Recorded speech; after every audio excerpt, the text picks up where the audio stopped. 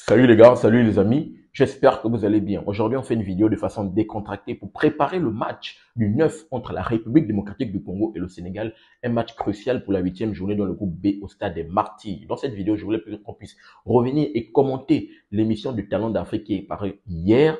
Et bien sûr, dans cette émission, les spécialistes sur le plateau ont donné certains arguments. Je voulais qu'on puisse revenir rapidement par rapport à cela. On va les écouter et bien évidemment, en fin de vidéo, je vais donner mon avis par rapport à cela. J'aimerais également avoir le tien, mais tout se passe dans la rubrique commentaires. On va discuter en toute synergie autour du football africain qu'on aime et qu'on adore. Donc, bonne écoute et j'arrive en fin de vidéo, bien sûr, pour vous donner mon avis par rapport à cela.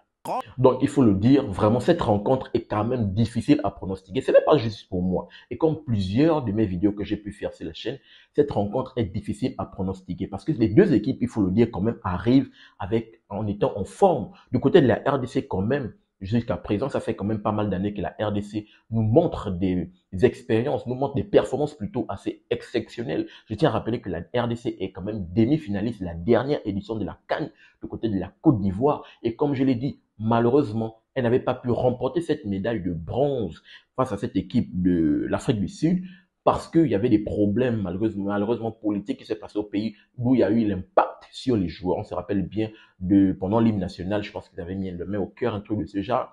Donc, vraiment, c'était ce problème politique qui avait du côté du pays, qui avait bouleversé un peu les joueurs. Mais si c'était pas ça, je pense que la RDC avait tous les armes de battre cette équipe de l'Afrique du Sud pendant la petite finale pour savoir qui allait remporter la médaille de bronze. Donc, cette équipe de la RDC également revient sur des revers, subit des revers juste incroyables. On se rappelle bien, ils n'avaient pas pu se qualifier, je pense, face au Maroc.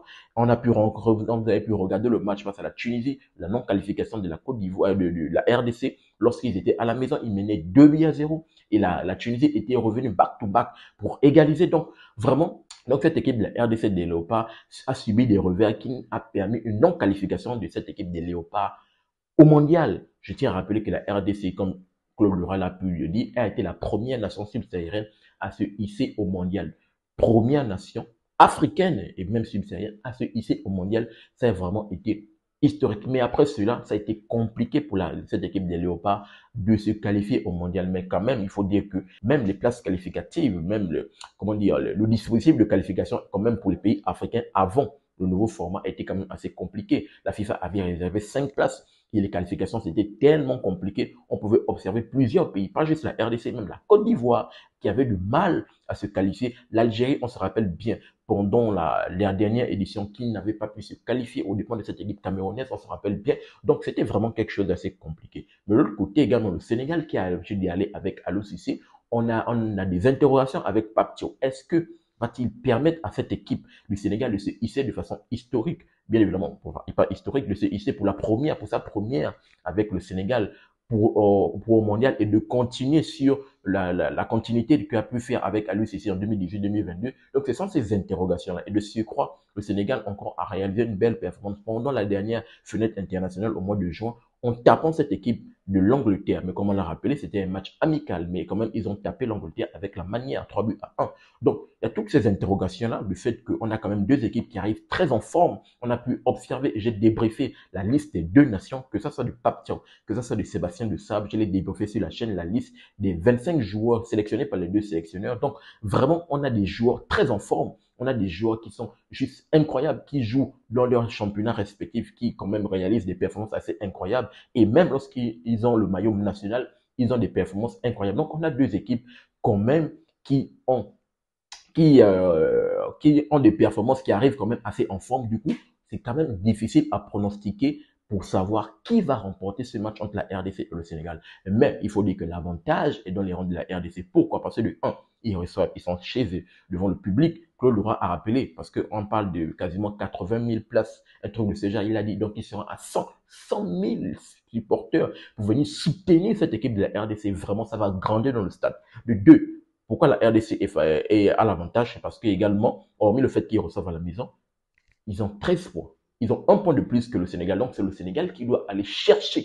Le Sénégal doit aller chercher la qualification à la RDC. Mais le Sénégal également a et comme je dis, est défavorisé. Pourquoi? Parce que le Sénégal doit jouer deux concurrents directs. Le Sénégal doit d'abord jouer le Soudan. Ok, le match va se jouer au stade Abdoulaye Wade à Dakar. Il n'y a pas de souci, et c'est à la maison. Mais il va falloir faire très attention au Soudan. Il va falloir taper cette équipe du Soudan. Le Soudan qui a déjà montré que ils ont regardé le Sénégal œil dans œil au match aller. Donc, je pense que cette équipe sénégalaise doit prendre ce match avec le plus grand sérieux. Et après, le Sénégal encore se déplace du côté de la RDC. Donc, il faut vraiment dire que là, pour cette fenêtre de septembre, l'avantage est dans les rangs de l'équipe des Léopards.